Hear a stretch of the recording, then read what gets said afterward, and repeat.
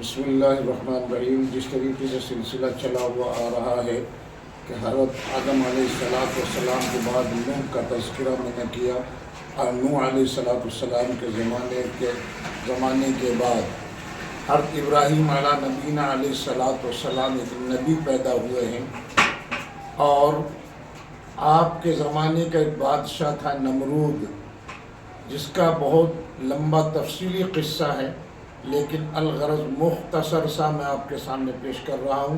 تفصیلاً کبھی دوبارہ اس کو پیش کیا جائے گا۔ تو حضرت ابراہیم علیہ السلام اللہ کے دین کی دعوت دیتے رہے اور بار بار جاتے رہے، نمرود سے کہتے رہے کہ بادشاہ سلامت، اللہ کا کلمہ پڑھ لو، کلمہ طیبہ پڑھ لو، تم کامیاب ہو جاؤ گے۔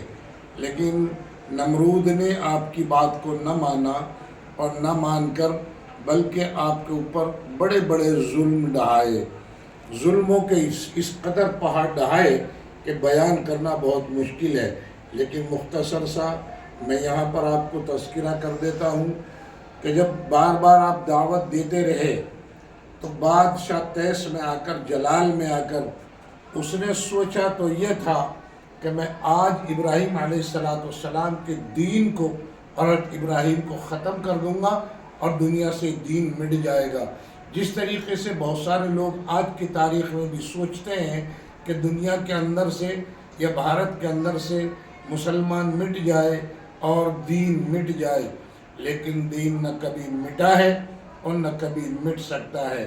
اس لیے محترم عزیزو، بادشاہ نے حکم دیا کہ بھائی بہت سارا ایندھن اکٹھا کریں، اور ایک وادی کے اندر، وادی دراصل جنگل کو کہتے ہیں، ایک جنگل کے اندر، یوں آتا ہے روایتوں کے اندر، کئی کلومیٹر کے اندر جو ہے وہ ایندھن اکٹھا کیا گیا۔ حضرت ابراہیم علیہ السلام کو اس کے اندر، اس آگ کے اندر ڈالا گیا۔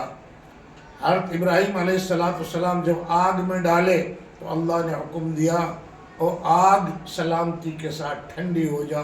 قرآن کریم کی آیت ہے، قُلْ يَا نَارُ كُونِي بَرْدًا وَسَلَامًا عَلَىٰ إِبْرَاهِيمَ، اے آگ سلامتی کے ساتھ ٹھنڈی ہو جا، میرے ابراہیم کا ایک بال بھی باقی نہ کر دینا۔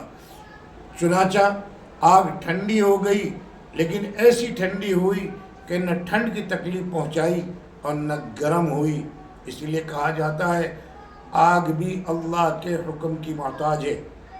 ہم سب اللہ کے حکم کے محتاج ہیں، لہٰذا ہم دین پر چلنے کا جو آپ کو کہا جاتا ہے، اور دین کا جو چلنے پر اللہ نے آرڈر دیا ہے، وہ اسی لیے دیا ہے کہ تم دین پر چلتے رہو گے، تمہاری زندگیاں کامیاب ہوتی رہیں گی، اور تم دین سے ہٹ کر کام کرو گے تو تم دنیا میں بھی ناکام رہو گے اور آخرت میں بھی ناکامیاب رہو گے۔ بہرکیف جب آگ کافی دنوں کے بعد ٹھنڈی ہو گئی، ابراہیم علیہ السلام صحیح سالم آگ کے اندر سے نکلے۔ لوگ متحرک ہو گئے، متعجب ہو گئے، تعجب کرنے لگے، ارے اتنی زبردست آگ تھی، اگر آگ کے اوپر پرندہ اڑ کر جائے تو وہ بھی بھن کر آگ میں گر جایا کرتا تھا۔ اس آگ کے اندر سے اللہ کا خلیل، اللہ کا بندہ، یہ نبی اس آگ کے اندر سے نکل کر آ رہا ہے اور پوری دنیا میں دعوت دے رہا ہے۔ محترم عزیزو، یہ قصہ بہت لمبا ہے، تفصیل کے ساتھ انشاءاللہ الرحمن یہ کبھی پھر دوبارہ میں بیان کروں گا۔ یہاں سے بہت سارے واقعات نکلتے ہیں انبیاء کے، ابراہیم علیہ السلام کے جگہ جگہ جو امتحان لیے گئے، اور امتحانوں کے صلہ کے اندر جو کچھ یہاں ہم کو آج ملا ہے، اور وہ سنت ابراہیمی کو ہم زندہ کرتے ہیں، یہ بہت تفصیلی واقعہ ہے۔